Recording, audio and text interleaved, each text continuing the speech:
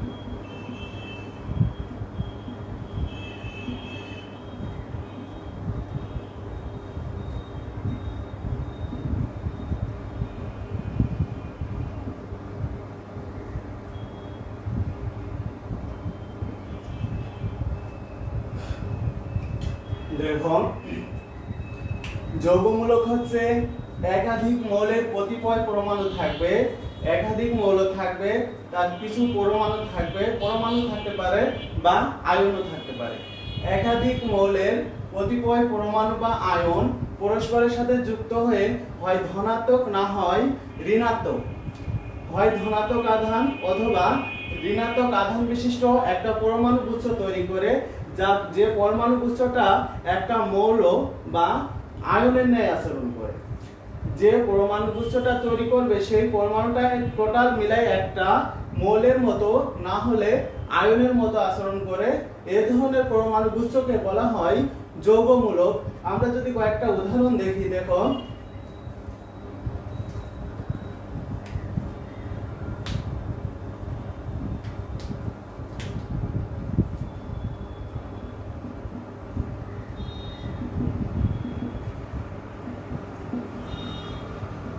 যেমন দেখো এখানে নাইট্রোজেন এবং হাইড্রোজেন দুইটা ভিন্ন মৌলের পরমাণু দ্বারা গঠিত হয়েছে।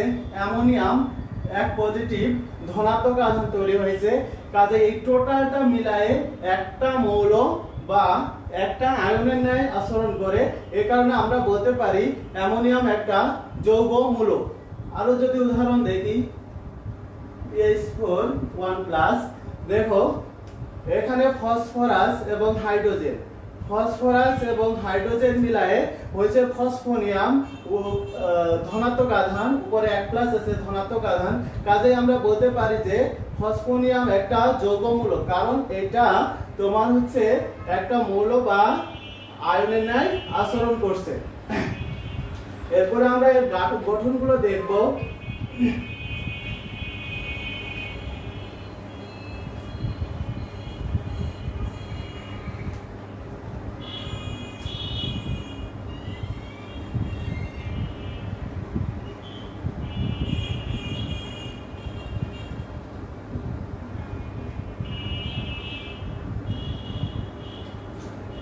দেখো যৌগমূলকের গঠন,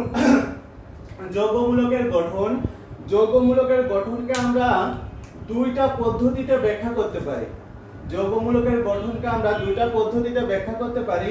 এক নাম্বার হচ্ছে জারণ সংখ্যা দ্বারা,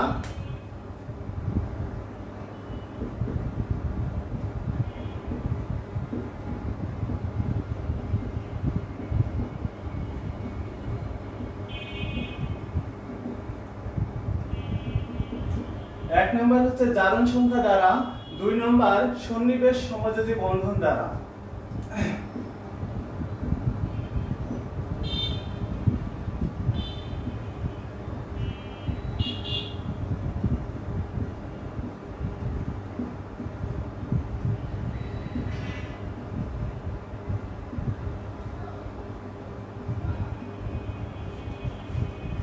যৌগমূলকের গঠনকে আমরা দুইটা পদ্ধতিতে ব্যাখ্যা করতে পারি। এক জারণ সংখ্যা দ্বারা, দুই সন্নিবেশ সমযোজী বন্ধন দ্বারা। এখন আমরা শিখব জারণ সংখ্যা কাকে বলে। জারণ সংখ্যা হচ্ছে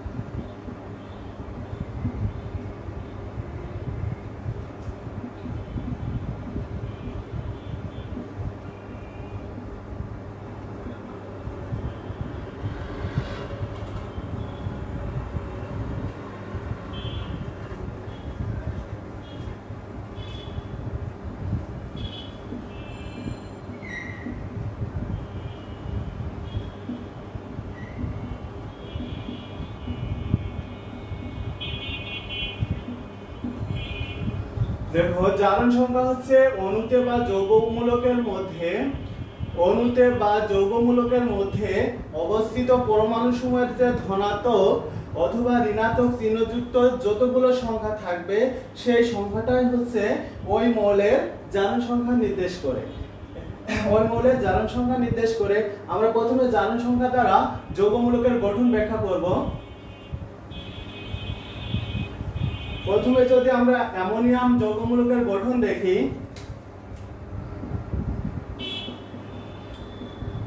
দেখো অ্যামোনিয়াম যৌগমূলকের গঠন যদি দেখতে চাই জারণ সংখ্যা দ্বারা, তাহলে আমার প্রথমে নাইট্রোজেনের জারণ সংখ্যা বের করতে হবে, তারপরে হাইড্রোজেনের জারণ সংখ্যা বের করতে হবে।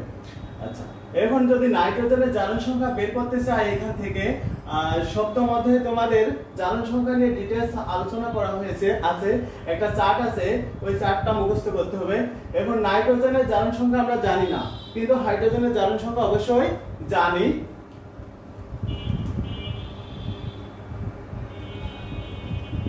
নাইট্রোজেনের জারণ সংখ্যাটা আমরা এখান থেকে বের করে নিব। আচ্ছা নাইট্রোজেনের জারণ সংখ্যা যদি বের করতে চাই মনে করি নাইট্রোজেনের জারণ সংখ্যা হচ্ছে x প্লাস হাইড্রোজেনের জারণ সংখ্যা আমরা জানি 1 * 4 আর টোটালটা হচ্ছে 1 প্লাস মানে 1, তাহলে x + 4 = 1 বা x = 1 - 4 অতএব x = -3। এখানে আমরা বলতে পারি নাইট্রোজেনের জারণ সংখ্যা হচ্ছে -3।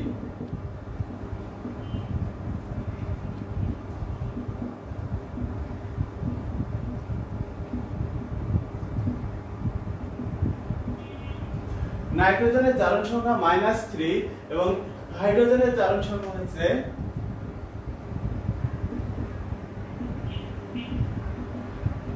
হাইড্রোজেনের জারণ সংখ্যা আমরা জানি 1, তাহলে 1 হাইড্রোজেন আছে কতটা পরমাণু? 4টা পরমাণু, তাহলে 1 * 4 = 4। আচ্ছা এখন দেখো নাইট্রোজেন এবং হাইড্রোজেন দুইজনে পাশাপাশি আছে, নাইট্রোজেন এবং হাইড্রোজেন দুইজনে পাশাপাশি আছে, কাজে এদের জারণ সংখ্যা আমরা যোগ করব। তাহলে প্রথমে আছে হচ্ছে নাইট্রোজেন, নাইট্রোজেনের জারণ সংখ্যা হচ্ছে -3 আর হাইড্রোজেনের জারণ সংখ্যা হচ্ছে +4, টোটাল এ করলে +1। তাহলে আমরা বলতে পারি এই যে আধানটা দেখতে পাচ্ছ এটাই হচ্ছে যৌগমূলকের আধান নির্দেশ করে, তাহলে NH4 1+ লিখতে পারি।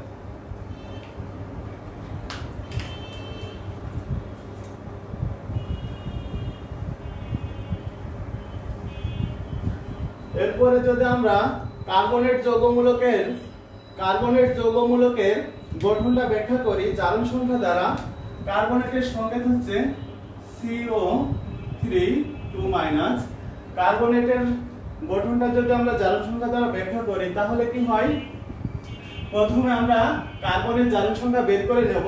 মনে করি কার্বনের জারণ সংখ্যা হচ্ছে x প্লাস আমরা জানি অক্সিজেনের জারণ সংখ্যার মান হচ্ছে -2, চার্টে দেওয়া আছে -2 * অক্সিজেন আছে কতটা পরমাণু? 3টা পরমাণু, তাহলে 3 দ্বারা গুণ দিতে হবে। টোটালটার আধানের পরিমাণ কত? -2, -2 দিলে x - 6 = -2 বা x = -2 + 6, অতএব x = +4। আমরা কার্বনের জারণ সংখ্যা পেয়ে গেছি, কার্বনের জারণ সংখ্যা হচ্ছে +4, অতএব কার্বনের জারণ সংখ্যা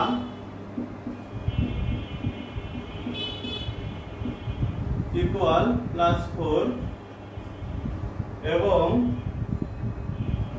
অক্সিজেনের জারণ সংখ্যা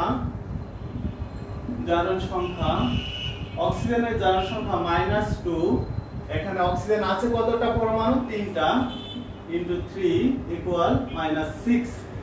এখন দেখো কার্বন এবং অক্সিজেন দুইজনের পাশাপাশি আছে, পাশাপাশি থাকলে এদের জারণ সংখ্যার মান আমার যোগ করতে হবে। প্রথমে কার্বন আছে, কার্বনের জারণ সংখ্যা হচ্ছে +4 এবং অক্সিজেনের জারণ সংখ্যা হচ্ছে -6, তাহলে থাকছে -2, তাহলে টোটালটার আধানের পরিমাণ হবে -2 CO3 -2।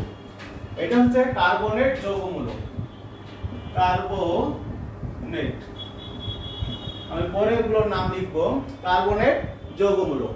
আচ্ছা এটা দেখা গেল হচ্ছে তোমার যৌগমূলকের গঠন হচ্ছে জারণ সংখ্যা দ্বারা। এখন যদি আমি সন্নিবেশ সমযোজী বন্ধন দ্বারা যৌগমূলকের গঠন ব্যাখ্যা করতে চাই তাহলে কি হবে?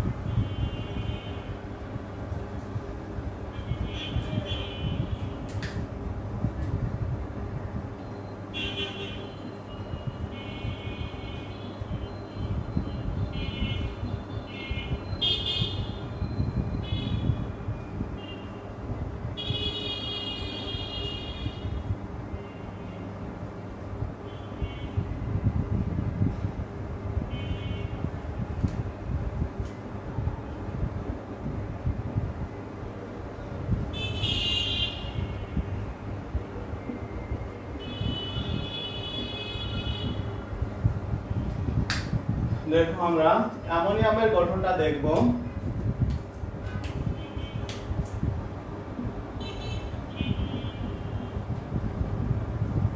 অ্যামোনিয়ামের গঠনটা যদি সন্নিবেশ সমযোজী বন্ধন দ্বারা ব্যাখ্যা করতে চাই, প্রথমে কেন্দ্রীয় মৌল হচ্ছে নাইট্রোজেন। নাইট্রোজেনের ইলেকট্রন বিন্যাস করতে হবে। নাইট্রোজেনের ইলেকট্রন বিন্যাস করলে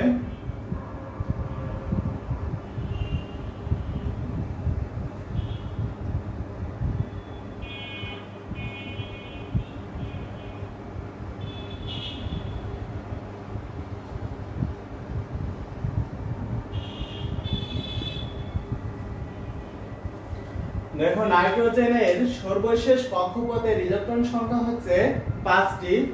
নাইট্রোজেনের সর্বশেষ কক্ষপথে ইলেকট্রন আছে হচ্ছে 5টি।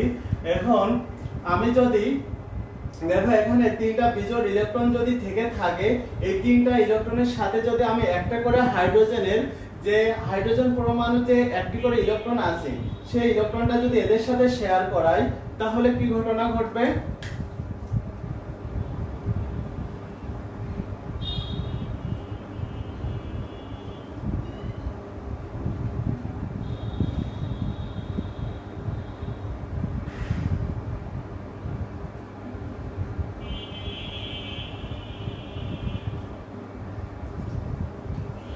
দেখো প্রত্যেকটা হাইড্রোজেনের একটা করে ইলেকট্রন আছে। একটা করে ইলেকট্রন দেওয়ার ফলে দেখো শেয়ার করছে, এই দুইটা ইলেকট্রনের সুবিধা নাইট্রোজেনও ভোগ করছে, আবার হাইড্রোজেনও ভোগ করছে। এখন দেখো ইলেকট্রন শেয়ার শেয়ার কাকে বলে? কোনো কিছু শেয়ার মানে যে কয়জনের মধ্যে শেয়ার হবে সবাই সমানভাবে তার সুবিধা কি করবে? ভোগ করবে।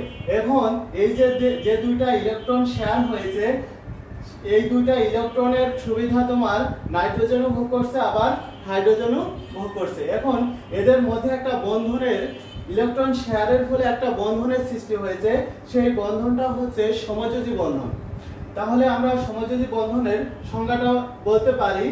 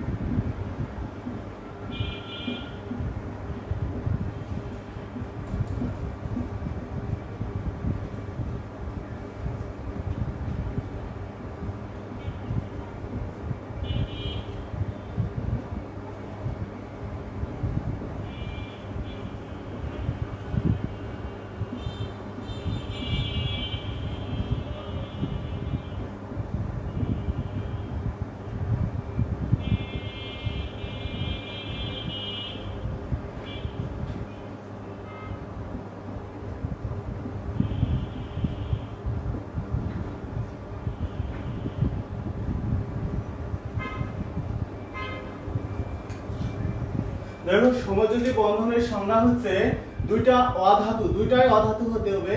দুইটি অধাতুর মধ্যে ইলেকট্রন শেয়ার ইলেকট্রন কিভাবে শেয়ার করে সেটা আগেই বুঝিয়ে দিয়েছি। দুইটা অধাতুর মধ্যে ইলেকট্রন শেয়ারের ফলে যে বন্ধন গঠিত হয় তাকে বলা হয় সমযোজী বন্ধন। তাহলে আমি এটাকে যদি যৌগ আকারে যদি লিখতে চাই, তাহলে আমি কি লিখতে পারি? সেন্টারে আছে হচ্ছে নাইট্রোজেন, আর 3 হাত জুড়ে আছে হাইড্রোজেন 3টা। তাহলে আমি বলতে পারি এটা হচ্ছে অ্যামোনিয়া অণু। অ্যামোনিয়া অণু গঠিত হয়েছে। এখন যদি বলি অ্যামোনিয়া অণুতে কি ধরনের বন্ধন আছে, তখন আমরা নিঃসন্দেহে বলতে পারি যে অ্যামোনিয়া অণুতে সমযোজী বন্ধন আছে, এবং সমযোজী বন্ধনের মাধ্যমে অ্যামোনিয়া অণুটি গঠিত হয়েছে। এখন এই যে অ্যামোনিয়া অণু গঠন হওয়ার পরে যে এক জোড়া ইলেকট্রন দেখতে পাচ্ছ, দেখো এরা বিক্রিয়ায় অংশগ্রহণ করেনি, কারণ এরা আর কোনো লোক খুঁজে পাচ্ছে না বিক্রিয়ায় অংশগ্রহণ করার জন্য। কারণ এদেরকে বলা হয়, এজন্য এদেরকে বলা হয় এরা হচ্ছে মুক্ত জোড় ইলেকট্রন। আর এই যে ইলেকট্রনগুলো দেখতে পাচ্ছ, এই ইলেকট্রনগুলোকে বলা হয় বন্ধন জোড় ইলেকট্রন। যারা রাসায়নিক বিক্রিয়া যে বন্ধনগুলো বিক্রিয়ায় অংশগ্রহণ করে তাদেরকে বলা হয় বন্ধন জোড় ইলেকট্রন, আর যারা বিক্রিয়ায় অংশগ্রহণ করতে পারে না তারা হচ্ছে মুক্ত জোড় ইলেকট্রন। তাহলে আমার এই যে নাইট্রোজেনের যে এক জোড়া মুক্ত জোড় ইলেকট্রন থেকে যাচ্ছে, এই এক জোড়া ইলেকট্রন, এই এক জোড়া মুক্ত জোড় ইলেকট্রনের কাজ কি হবে? একে আমি কি করতে পারি? এখন দেখো,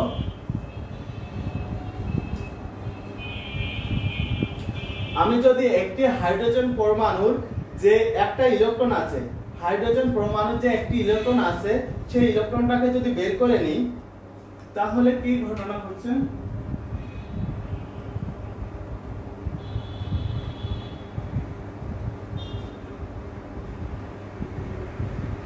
দেখো, হাইড্রোজেন পরমাণুর একটি ইলেকট্রন আছে, সেই ইলেকট্রনটাকে যদি বের করে নিই তখন সে হাইড্রোজেনটা আয়ন আকার ধারণ করবে। হাইড্রোজেনটা আয়ন আকার ধারণ করবে, হাইড্রোজেন আয়ন হয়ে যাবে। এখন হাইড্রোজেন আয়ন হয়ে যাওয়ার পরে কি হচ্ছে? হাইড্রোজেনের যে একটি ইলেকট্রন ছিল সেই ইলেকট্রনটা আমি বের করে নিলাম। বের করে নেওয়ার ফলে হাইড্রোজেন কিন্তু নিঃস্ব হয়ে গেল। হাইড্রোজেনের একটা মাত্র ইলেকট্রন ছিল, সেই ইলেকট্রনটাও আমি বের করে নিলাম। এর ফলে হাইড্রোজেন কিন্তু নিঃস্ব হয়ে গেল। আবার এইদিকে যে অ্যামোনিয়া অণুতে, এই অ্যামোনিয়া অণুতে যে একটা মুক্ত জোড় ইলেকট্রন আছে, এইটা এর টেনে নিয়ে বেড়াতে খুবই কষ্ট হচ্ছে। এখন কি করবে? এই দুইজনের যদি কখনো দেখা হয়ে থাকে, এই অ্যামোনিয়া অণু এবং এই হাইড্রোজেন আয়নের যদি কখনো দেখা হয়, তখনই অ্যামোনিয়াম আয়ন গঠিত হবে। তখন কি করবে? এই যে একজোড়া মুক্ত জোড় ইলেকট্রন এই হাইড্রোজেনকে দিয়ে দেওয়ার চেষ্টা করবে, আর হাইড্রোজেন যত সময় নিঃস্ব, কাজেই সে নেওয়ার জন্য আগ্রহ প্রকাশ করবে। তখনই যে বন্ধনটা গঠিত হবে তাকে বলা হয় সন্নিবেশ সমযোজী বন্ধন। আচ্ছা, সন্নিবেশ সমযোজী বন্ধন হচ্ছে সমযোজী বন্ধনেরই একটা আপডেট নিয়ম। এখানে দেখো, তাহলে মনে করো কখনো এক সময় দেখা হয়েছে এই অ্যামোনিয়া অণুর সাথে হাইড্রোজেন আয়নের, তখন কি করবে? এই এক জোড়া যে মুক্ত জোড় ইলেকট্রন আছে, এই মুক্ত জোড় ইলেকট্রন এই নিঃস্ব হাইড্রোজেনটা নেয়ার আগ্রহ প্রকাশ করবে, তখন এও ছেড়ে দেবে। এ ছেড়ে দিতে পারলে বাঁচে, আর এ নিতে পারলে বাঁচে। এখন এদের মধ্যে দেখো, যখন ইলেকট্রনটা নিবে তখন এদের মধ্যে একটা বন্ধনের সৃষ্টি হবে। এই যে বন্ধনটা দেখতে পাচ্ছ, এই বন্ধনটা হচ্ছে সন্নিবেশ সমযোজী বন্ধন। সন্নিবেশ সমযোজী বন্ধনে ইলেকট্রন একজন দিবে আর একজন গ্রহণ করবে। এখানে একজন দাতা থাকবে আর একজন গ্রহীতা থাকবে। এর ফলে আমরা লিখতে পারি যে NH4 1+, NH4 1+। যৌগটার নাম হচ্ছে অ্যামোনিয়াম, যৌগমূলকটার নাম হচ্ছে অ্যামোনিয়াম।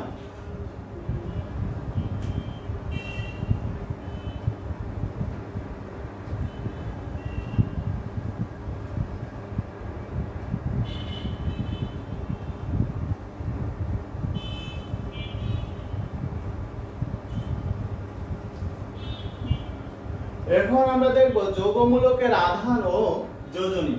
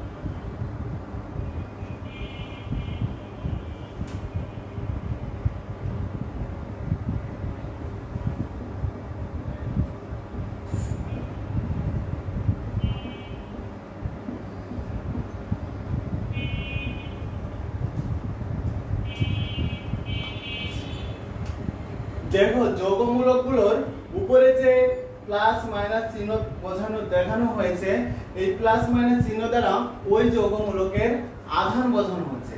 যে যৌগমূলকগুলোতে যে প্লাস মাইনাস ব্যবহার করা হয়েছে, এগুলো দ্বারা ওই যৌগমূলকের আধানের পরিমাণ বোঝানো হয়েছে। আমি যদি বলি অ্যামোনিয়াম যৌগমূলকের আধান কত, আমি দেখতে পাচ্ছি এখানে 1 প্লাস আছে, তাহলে আধান হবে, অ্যামোনিয়ামের আধান হবে +1। এরপরে দেখো ফসফোনিয়ামের 1 প্লাস আছে, তাহলে বলতে পারি ফসফোনিয়ামের আধানের পরিমাণ হচ্ছে +1। এবার দেখো কার্বনেট যৌগমূলকের দিকে তাকাও। কার্বনেট যৌগমূলকের আধানের পরিমাণ হচ্ছে -2, কারণ এর উপরে দুইটা নেগেটিভ আছে, তাহলে এর আধানের পরিমাণ হবে -2। তারপরে দেখো বাইকার্বনেটে আছে -1, আধানের পরিমাণ হবে -1। সালফেট যৌগমূলকের আধানের পরিমাণ হচ্ছে -2 এন্ড বাইসালফেট যৌগমূলকের আধান হচ্ছে -1, সালফাইড যৌগমূলকের আধান হচ্ছে -2। যৌগমূলকের উপরে যে প্লাস এবং মাইনাস, যতগুলো প্লাস এবং যতগুলো মাইনাস থাকবে সেইটাই সেই যৌগমূলকের আধান নির্দেশ করে, সেইটাই সেই যৌগমূলকের আধানের পরিমাণ নির্দেশ করে। এখন কথা হচ্ছে আধান প্লাস এবং মাইনাস দুইটাই হতে পারে, আধান প্লাসও হতে পারে আবার মাইনাসও হতে পারে, বাট যোজনী কখনোই কিন্তু মাইনাস হবে না, যোজনী অলওয়েজ প্লাস হবে, প্লাস সংখ্যা হবে। এই আমরা যে আধানের সংখ্যাগুলো দেখতে পাচ্ছি, এই সংখ্যাগুলো ধনাত্মক সংখ্যাই হবে ওই যৌগমূলকের যোজনী। আধানের যে সংখ্যাগুলো দেখতে পাচ্ছি, এই সংখ্যাগুলোর ধনাত্মক সংখ্যাই হবে ওই যৌগমূলকের যোজনী। তাহলে আমরা যদি যোজনীগুলো লিখি, প্রথমে লিখতে পারি +1, তারপর লিখতে পারি +1 না 1 1 2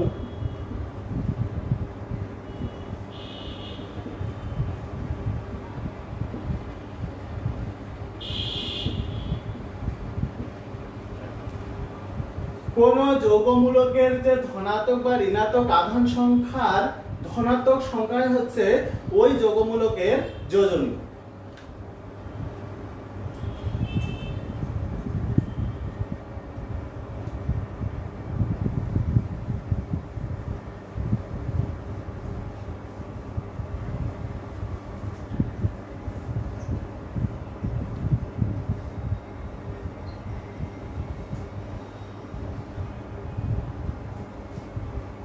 এখন আমরা কিছু গুরুত্বপূর্ণ যৌগমূলক মনে রাখার কৌশল দেখব।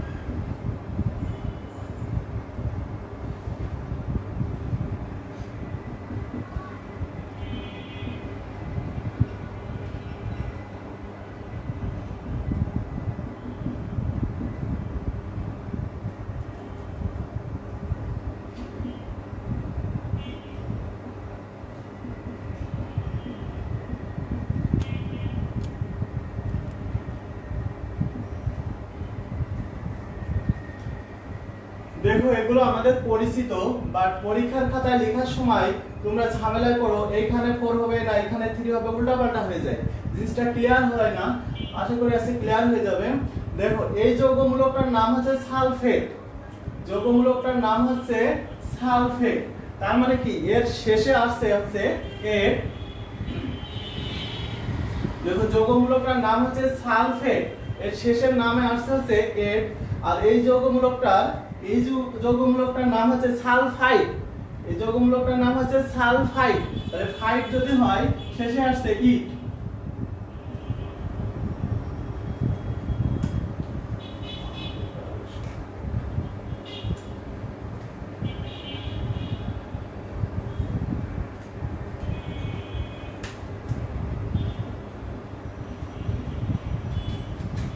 দেখো এই যৌগমূলকটার নামের শেষে আসছে হচ্ছে সালফাইড ইট, আর এটার নামের শেষে আসছে হচ্ছে এট। কৌশলে মনে রাখতে হবে, মনে করবা এট মানে হচ্ছে বেশি, এট মানে বেশি আর ইট মানে কম। আচ্ছা ইট মানে কম, এই এবার কারা এই বেশি কম কারা হবে শুধু এই সংখ্যাটার উপর ডিপেন্ড করে, বেশি কম এই সংখ্যাটার উপর ডিপেন্ড করে। এট মানে হচ্ছে অক্সিজেনের পরিমাণটা বেশি হবে আর ইট মানে অক্সিজেনের পরিমাণটা কম হবে। দেখো সালফেটে অক্সিজেন আছে 4টা, সালফাইডে অক্সিজেন আছে 3টা, তার মানে এট মানে হচ্ছে বেশি, ইট মানে কম। এরপরে দেখো এই যৌগমূলকটার নাম হচ্ছে নাইট্রেট, এই যৌগমূলকটার নাম হচ্ছে নাইট্রেট, টেট মানে এট আছে, তাহলে দেখো এখানে অক্সিজেন বেশি আছে। আর এইখানে হচ্ছে এই যৌগমূলকটার নাম হচ্ছে নাইট্রাইট, যৌগমূলকটার নাম হচ্ছে নাইট্রাইট। নাইট্রাইট যদি হয়ে থাকে এখানে দেখো অক্সিজেনের পরিমাণটা কম আছে, তাহলে আমরা বুঝলাম এট মানে অক্সিজেনের পরিমাণ বেশি এবং ইট মানে অক্সিজেনের পরিমাণ কম।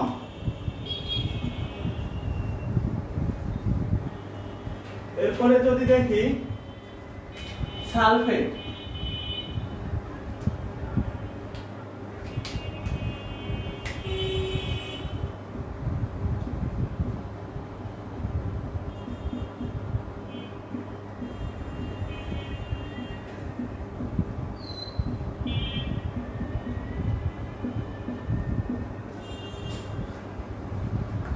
দেখো সালফেট, সালফেট যৌগমূলকের আধানের পরিমাণ হচ্ছে 2-। এখন যখন একটা হাইড্রোজেন এসে এর সামনে স্থান দখল করবে তখন তোমার কি হবে, একটা করে ঋণাত্মক চিহ্ন পরিমাণ কি হবে, কমতে থাকবে, আধানের পরিমাণ কমতে থাকবে। সালফেটের সামনে যদি আমি একটা হাইড্রোজেন এনে স্থান দিই তখন যে 2 নেগেটিভ ছিল ওইখান থেকে হয়ে যাবে 1 নেগেটিভ। তেমনি দেখো কার্বনেট, এই কার্বনেট যৌগমূলকের আধানের পরিমাণ হচ্ছে 2-। আমি যখন 2- যৌগমূলকের সামনে একটা হাইড্রোজেনকে স্থান দিব তখন কি হবে, একটা নেগেটিভ চিহ্ন কমে যাবে, হয়ে যাবে কি 1 নেগেটিভ। এই যৌগমূলকটার নাম হচ্ছে বাইকার্বনেট, বাইকার্বনেট, এটার নাম বাইসালফেট।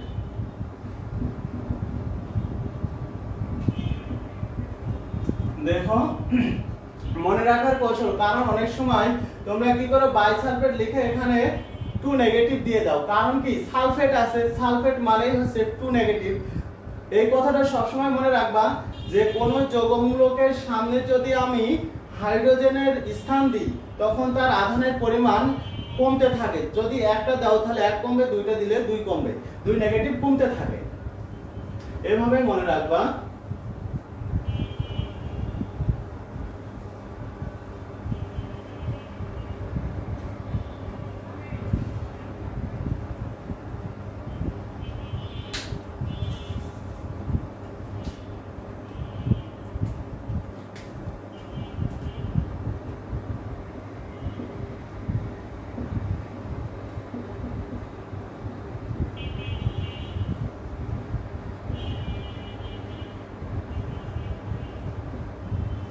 এখন দেখো রাসায়নিক সংকেত, রাসায়নিক সংকেত কাকে বলে?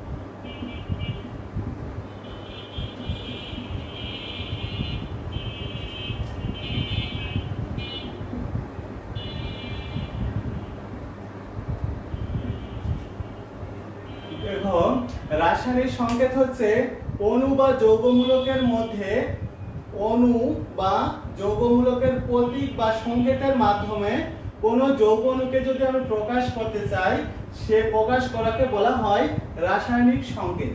আমি যদি উদাহরণ দেখি, carbon plus oxygen, carbon plus oxygen বিক্রিয়া করে হচ্ছে কার্বন ডাই অক্সাইড।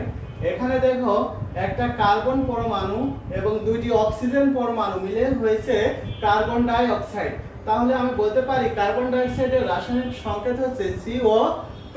তেমনি যদি আমি দেখি অ্যামোনিয়া, অ্যামোনিয়ার রাসায়নিক সংকেত NH3, অ্যামোনিয়াম সালফেট NH4 এগুলো হচ্ছে যৌগের রাসায়নিক সংকেত। এখন রাসায়নিক সংকেত যে লিখবো তার কিছু নিয়ম আছে, সেই নিয়মগুলো আমাদেরকে দেখতে হবে।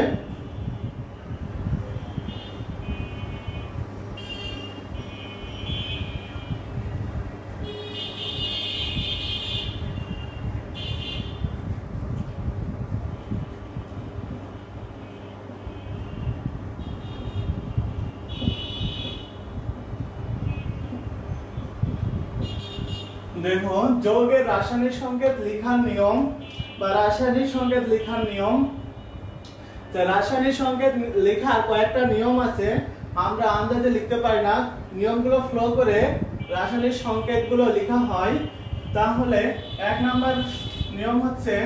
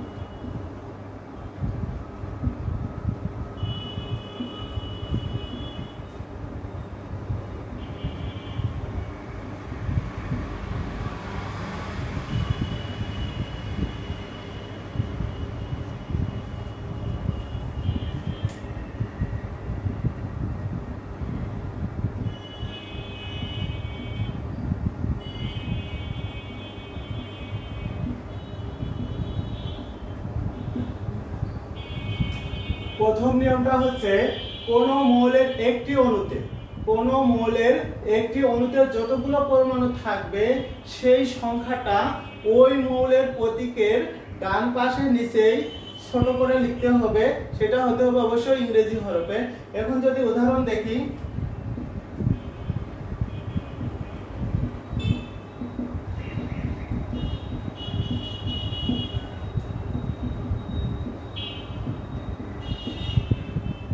দেখো hydrogen, nitrogen, oxygen, fluorine, chlorine, bromine, ভূপৃষ্ঠে ওদেরকে এই অবস্থায় কিন্তু পাওয়া যায় না, এদেরকে পাওয়া যায় H2, N2, O2, F2, Cl2, Br2। Hydrogen, nitrogen, oxygen দ্বিপরমাণুক অবস্থায় এদেরকে ভূপৃষ্ঠে পাওয়া যায়। এখন দেখো হাইড্রোজেনের একটা অণুতে আছে কয়টা? দুইটা পরমাণু। তেমনি নাইট্রোজেনের একটা অণুতে দুইটা পরমাণু আছে, অক্সিজেনের একটা অণুতে দুইটা পরমাণু আছে, সবগুলোরই একটা অণুতে দুইটা পরমাণু আছে। তাহলে এখন আমার যে প্রথম নিয়মটা ছিল, দেখো একটা অণুতে যতগুলো পরমাণু থাকবে তার সংখ্যা ইংরেজি হরফে, ইংরেজিতে লিখতে হবে এবং মৌলের প্রতীকের ডান পাশে নিচেই ছোট করে লিখতে হবে। এটা হচ্ছে রাসায়নিক সংকেত লেখার 1 নাম্বার নিয়ম। এখন মনে রাখতে হবে, বিশেষ দ্রবষ্ট মনে রাখতে হবে যে নিষ্ক্রিয় গ্যাসসমূহ অণু গঠন করে না।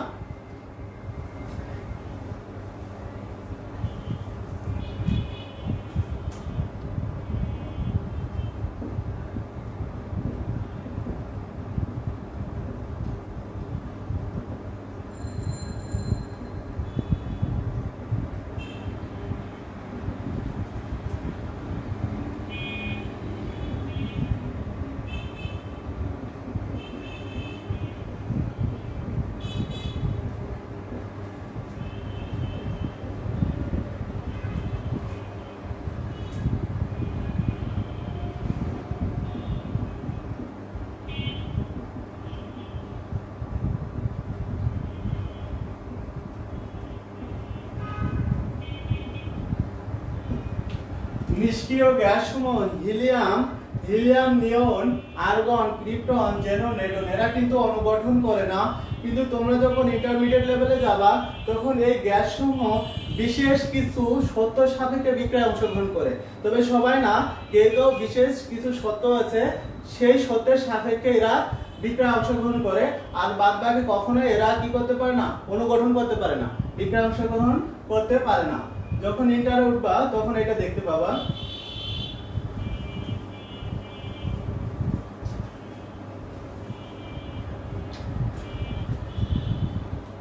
দুই নম্বর নিয়মটা হচ্ছে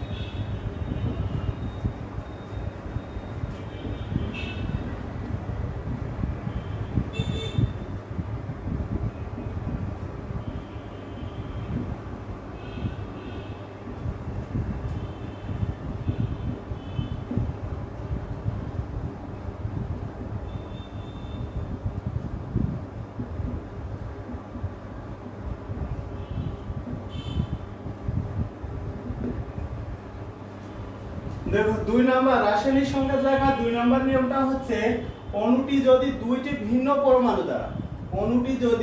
ভিন্ন পরমাণু দ্বারা গঠিত হয়, তখন আমি যদি রাসায়নিক সংকেত লিখতে চাই তাদের যোজনী বদল করে লিখতে হবে। একজনের যোজনী আরেকজনকে দিতে হবে, আরেকজনের যোজনী আরেকজনের কাছে দিতে হবে। তাহলে দেখো আমি যদি উদাহরণ দেখি, Al ও NaCl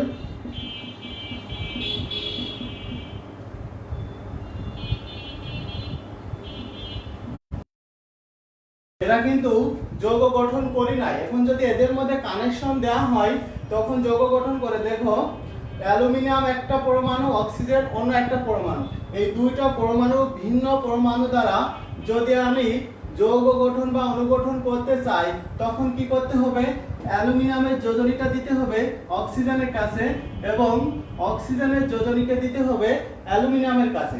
তখন কি যৌগ গঠিত হবে। দেখো আমরা জানি অ্যালুমিনিয়ামের যোজনী হচ্ছে 3 এন্ড অক্সিজেনের যোজনী হচ্ছে 2। যখন এদের মধ্যে কানেকশন দেওয়া হবে, যৌগ গঠন বা অনুগঠন করবে, তখন কি হবে, এই অক্সিজেনের যোজনীটা যাবে অ্যালুমিনিয়ামের কাছে এবং অ্যালুমিনিয়ামের যোজনীটা যাবে অক্সিজেনের কাছে। তাহলে আমি যদি লিখি Al, অক্সিজেনের যোজনী হচ্ছে 2, তাহলে Al2 এন্ড অ্যালুমিনিয়ামের যোজনী হচ্ছে 3, এটা যাবে অক্সিজেনের কাছে Al2O3।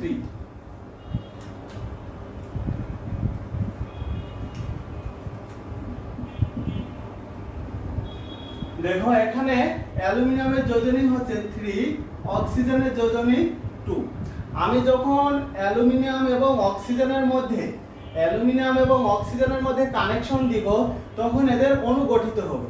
অণু গঠনের সময় যখন কানেকশন দিব তখন কি করব, এই অক্সিজেনের যে যোজনীটা আছে সেটা যাবে হচ্ছে অ্যালুমিনিয়ামের কাছে, Al2 লিখছি, এবং অ্যালুমিনিয়ামের যে 3 যোজনী হলো সেটা যাবে কার কাছে, অক্সিজেনের কাছে, O3।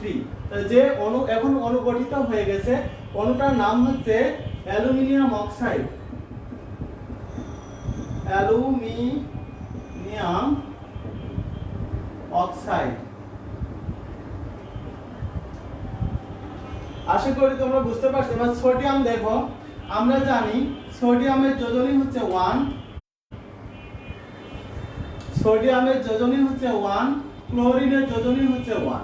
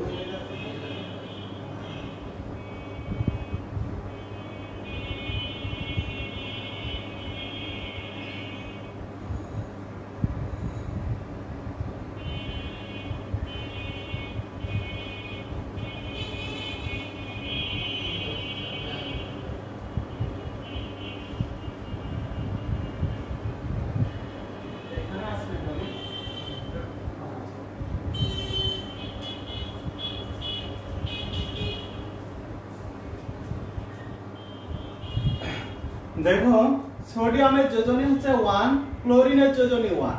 এখন যদি আমি এদের মধ্যে সোডিয়াম এবং ক্লোরিনের মধ্যে যদি সংযোগ দিই তাহলে কি হবে? সোডিয়ামের যোজনী যাবে ক্লোরিনের কাছে, যাবে সোডিয়ামের কাছে। তাহলে আমরা লিখতে পারি Na1Cl1। কিন্তু যখন 1 হয় কোন মৌলের যোজনী যদি 1 হয় তখন সেটা আর না লিখলেও হবে। কোন মৌলের যোজনী 1 হলে তখন আর লেখা লাগে না সোডিয়াম ক্লোরাইড। এরপরে যদি আমি আরো উদাহরণ দেখাই, দেখো NaSO4, সোডিয়াম এবং সালফেট। সোডিয়াম এন্ড সালফেটের মধ্যে যদি কানেকশন দিতে চাই তাহলে আমরা জানি সোডিয়ামের যোজনী 1 এবং সালফেটের যোজনী হচ্ছে 2। এদের মধ্যে কানেকশন দিলে সালফেটের যে দুই যদিমূলক এই 2টা চলে আসবে সোডিয়ামের কাছে। তখন আমি লিখতে পারি Na2SO4। আমি বলছি যে কোন মূলক বা মৌলের যোজনী যদি 1 হয় তাহলে সেটা লেখার কোনো দরকার নাই। যৌগটার নাম হচ্ছে সোডিয়াম সালফেট।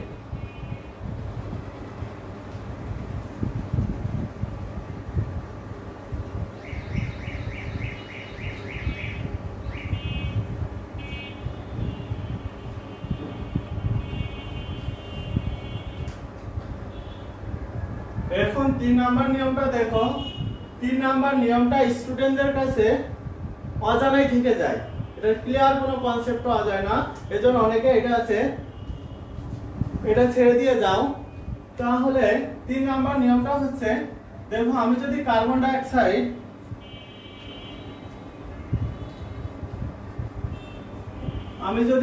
ডাইঅক্সাইডের গঠন দেখাতে চাই, তাহলে কি লিখতে হবে? আমার নিতে হবে কার্বন আর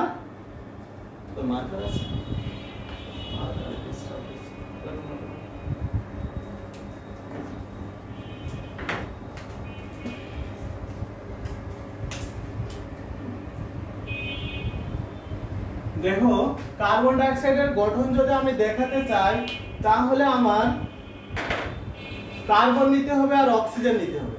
আচ্ছা, কার্বন এবং অক্সিজেনের মধ্যে যখন সংযোগ ঘটাবো, আমি রাসায়নিক সংকেত লেখার প্রথমেই বলে আসছি যে যোজনী চেঞ্জ করতে হবে। তাহলে কার্বনের যোজনী হচ্ছে 4, অক্সিজেনের যোজনী হচ্ছে 1। কার্বনের যোজনী হচ্ছে 4 এন্ড অক্সিজেনের যোজনী 2।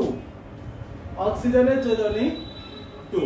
এখন আমি যখন কার্বন এবং অক্সিজেনের মধ্যে সংযোগ দেব তখন কি হবে? এই অক্সিজেনের যোজনীটা যাবে কার্বনের কাছে এবং কার্বনের যোজনীটা যাবে অক্সিজেনের কাছে। তাহলে দেখো আমি যদি লিখি C2O4 লিখতে পারি। এখন যৌগের রাসায়নিক সংকেত লেখার 3 নাম্বার নিয়মটা হচ্ছে, যদি সংকেত লেখার পরে তাদের যোজনী চেঞ্জ করার পর ওই সংখ্যাটা কোন সংখ্যা দ্বারা যদি ভাগ যায় তখন তাকে অবশ্যই ভাগ করতে হবে। এখন দেখো কার্বনে আছে 2, অক্সিজেনে আছে 4, কাজেই আমি এই সংখ্যাটা অবশ্যই 2 দ্বারা কিন্তু ভাগ করতে পারি। একেও 2 দ্বারা ভাগ করতে পারি, একেও 2 দ্বারা ভাগ করা সম্ভব। ভাগ করার ফলে কি থাকে? CO2। এভাবে কার্বন ডাইঅক্সাইড হয়ে থাকে। এরপরে যদি আমি দেখি সালফার ডাইঅক্সাইডের গঠন, দেখো সালফার ডাইঅক্সাইডের গঠন যদি দেখাই,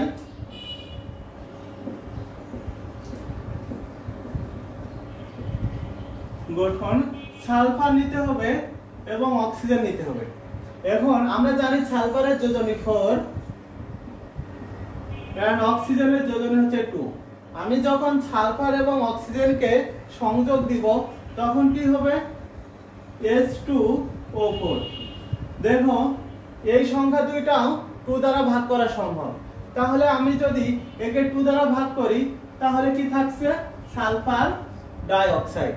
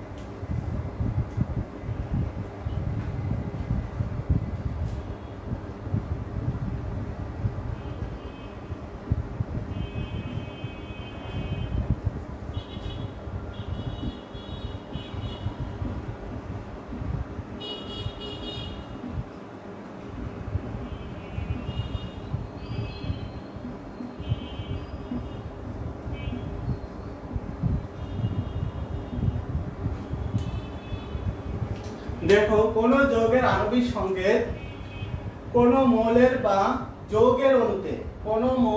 বা যৌগের অণুতে যে যে ধরনের পরমাণু থাকবে, কারণ একটা যৌগ গঠনের সময় অনেক ধরনের পরমাণু থাকতে পারে, সবগুলো পরমাণু তাদের প্রতীক দিতে হবে, তাদের প্রতীক দ্বারা প্রকাশ করতে হবে।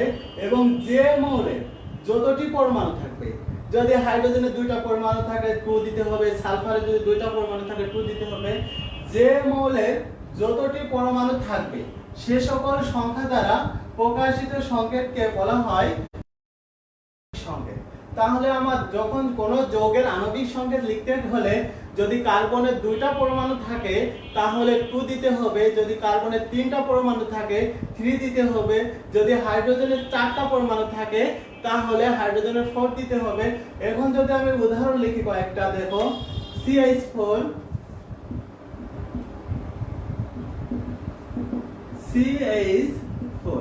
এটা হচ্ছে মিথেন অণু। মিথেন গঠনে দেখো আমাদের একটা কার্বন পরমাণু লাগছে এবং 4টা হাইড্রোজেন পরমাণু লাগছে। তেমনি এটা হচ্ছে মিথেনের আণবিক সংকেত।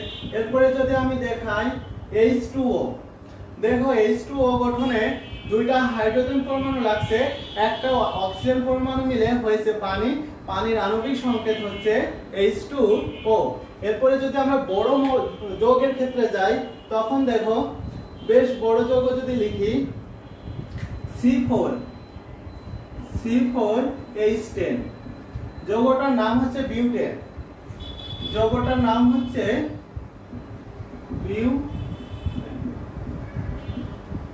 দেখো এখানে কার্বনের 4টা পরমাণু এবং হাইড্রোজেনের 10টা পরমাণু মিলে হয়েছে বিউটেন।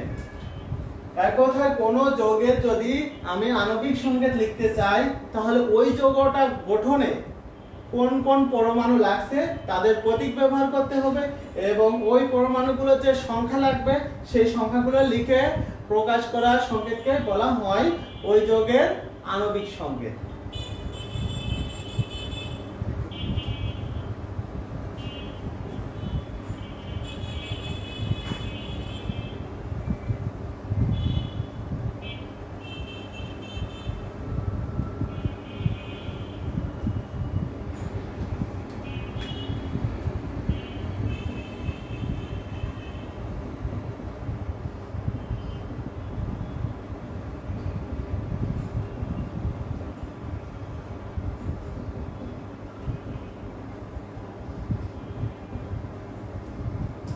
দেখুন যৌগের গাঠনিক সংকেত।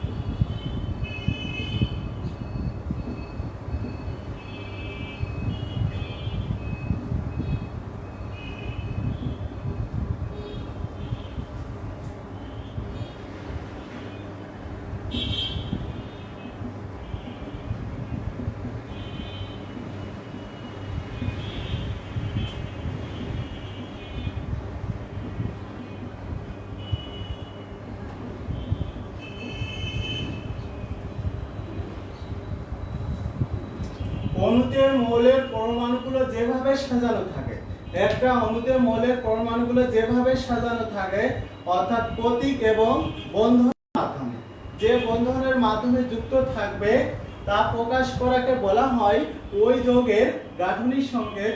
গাঠনিক সংকেতটা খুবই গুরুত্বপূর্ণ একটা টপিক, এটা ভালো করে বুঝতে হবে। একটা অণুতে মৌলের পরমাণুগুলো যেভাবে সাজানো থাকবে প্রতীক এবং বন্ধনের মাধ্যমে, সেটাকে প্রকাশ করার মাধ্যমটাই বলা হয় ওই যৌগের গাঠনিক সংকেত। আচ্ছা, গাঠনিক সংকেতের অনেক উদাহরণ দেখতে হবে।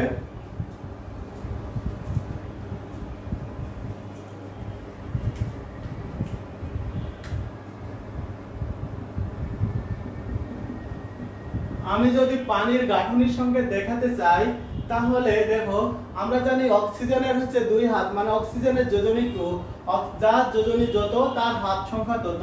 আমি যদি পানির গাঠনিক সংকেত দেখাতে চাই, তাহলে অক্সিজেনের হাত হচ্ছে 2টা,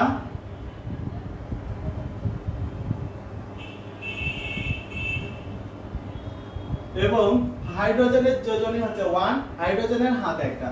তাহলে আমি যদি এই হাতে একটা হাইড্রোজেন এবং এই হাতে একটা হাইড্রোজেন দিয়ে দিই, তাহলে দেখো পানির অণুর গঠনটা হয়ে গেছে হাইড্রোজেনের 1 হাত, অক্সিজেনের 2 হাত। তেমনি যদি আমি কার্বন ডাই অক্সাইডের গঠন দেখাতে চাই, কার্বন ডাই অক্সাইডের যদি গঠন দেখাতে চাই, তাহলে কি হচ্ছে, কার্বন হচ্ছে চতুর্যোজী মৌল, কার্বনের হাত সংখ্যা হচ্ছে 4, C double bond oxygen, double bond oxygen. দেখো কার্বন হচ্ছে চতুর্যোজী মৌল আর অক্সিজেনের যোজন হচ্ছে 2, তাহলে অক্সিজেনের হচ্ছে 2 হাত, 2 হাত পূর্ণ হয়েছে, কার্বনের হচ্ছে 4 হাত পূর্ণ হয়েছে। এবার যদি আমরা বড় যৌগের গঠন দেখতে চাই, যেমন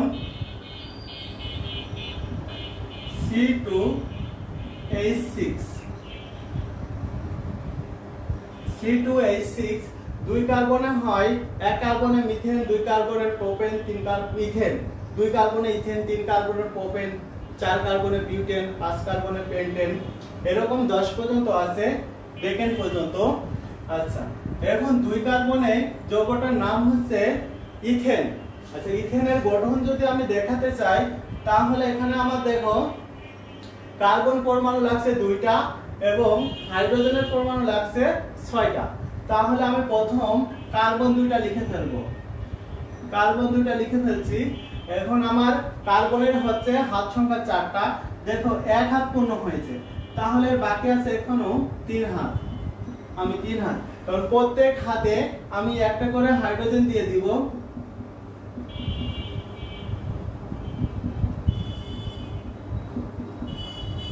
দেখো যৌগটা এখানে হাইড্রোজেন ছিল 6টা, এখানেও হাইড্রোজেন 6টা হয়েছে, কার্বন ছিল 2টা, এখানেও কার্বন 2টা। যৌগটার নাম হচ্ছে ইথেন।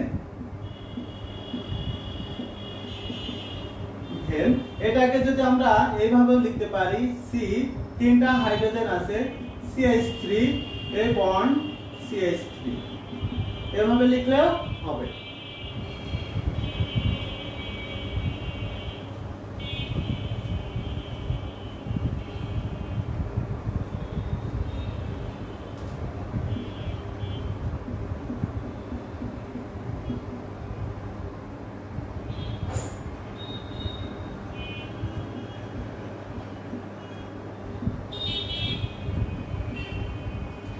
দেখো C5H12 যৌগটার নাম হচ্ছে পেন্টেন।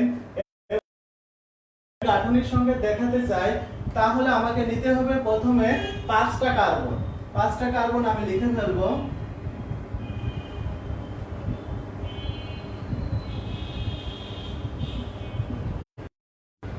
এবং আমরা জানি কার্বন হচ্ছে চতুর্যোজী মৌল, তাহলে এর প্রত্যেকের হাত সংখ্যা হবে 4টা, তাহলে আমি দিয়ে দিই প্রত্যেকের হাত,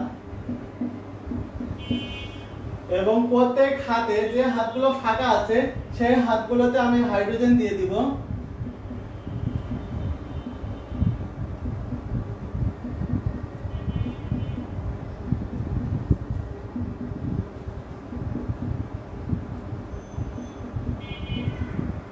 এখন দেখো আমি এখানে কার্বনের 5টা পরমাণু ব্যবহার করছি এবং হাইড্রোজেনের 12টা পরমাণু গাঠনিক সংকেত দেখালাম। এখন যদি এই যৌগটাকে আমি এইভাবেও লিখতে পারি, প্রথমে C দেখো কার্বনের এই হাতের সাথে হাইড্রোজেন আছে 3টা, আমি এমন লিখতে পারি CH3। এরপরে এই বন্ডটা C, এর সাথে এই কার্বনের সাথে আছে 2টা হাইড্রোজেন, তারপরে 2টা হাইড্রোজেন, তারপর দেখো লাস্ট কার্বনের সাথেও 3টা হাইড্রোজেন আছে, তাহলে আমরা লিখতে পারি CH3। যৌগটার নাম হচ্ছে পেন্টেন।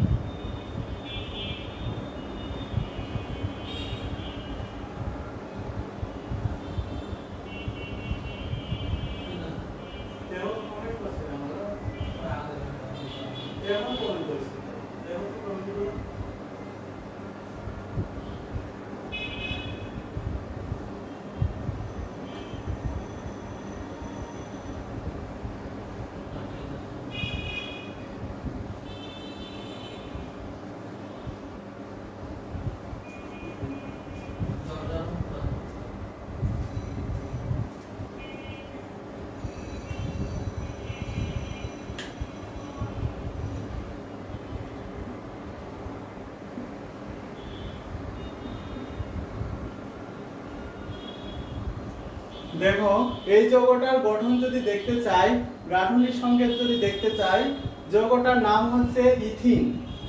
যৌগটার নাম হচ্ছে ইথিন।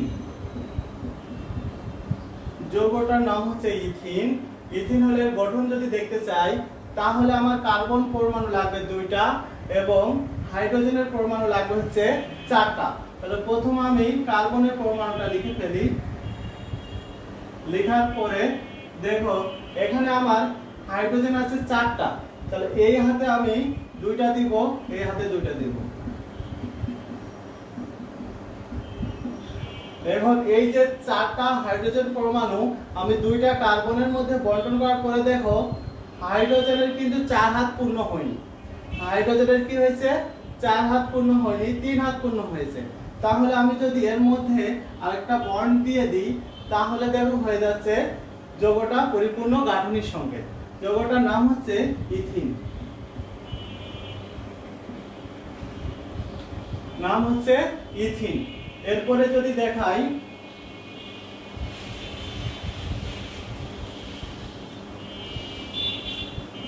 C2H2, যৌগটার নাম হচ্ছে অ্যাসিটিলিন বা ইথাইন। ইথাইন বা অ্যাসিটিলিন।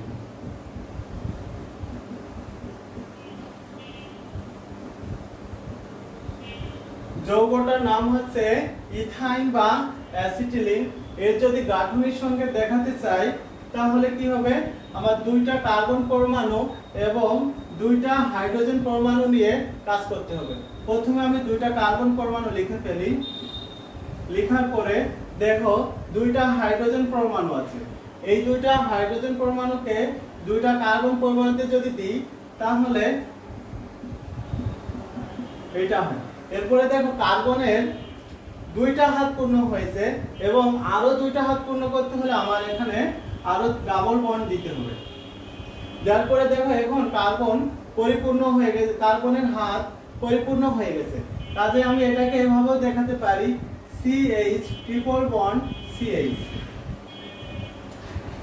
এই যৌগটাকে আমি এভাবেও দেখাতে পারি CH ট্রিপল বন্ড CH। যৌগটার নাম হচ্ছে ইথাইন।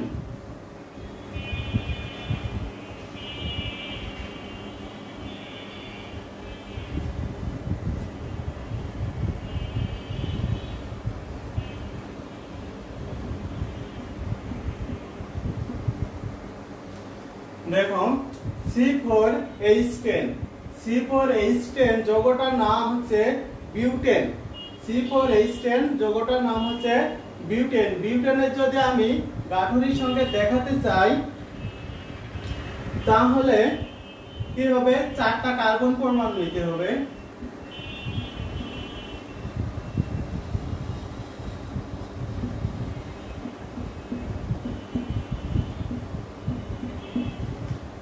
এখন প্রত্যেক হাতে একটা করে হাইড্রোজেনকে স্থাপন করতে হবে।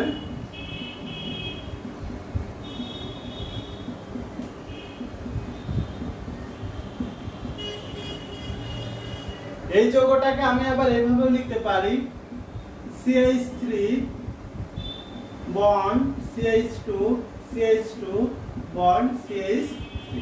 যৌগটার নাম হচ্ছে বিউটেন।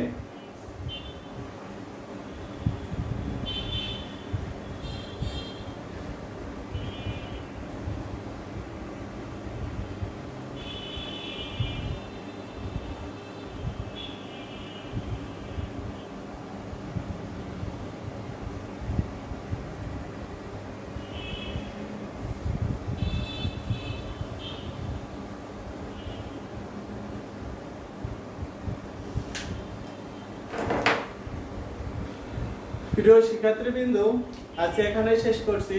তোমরা সবাই ভালো থাকো। আল্লাহ হাফেজ।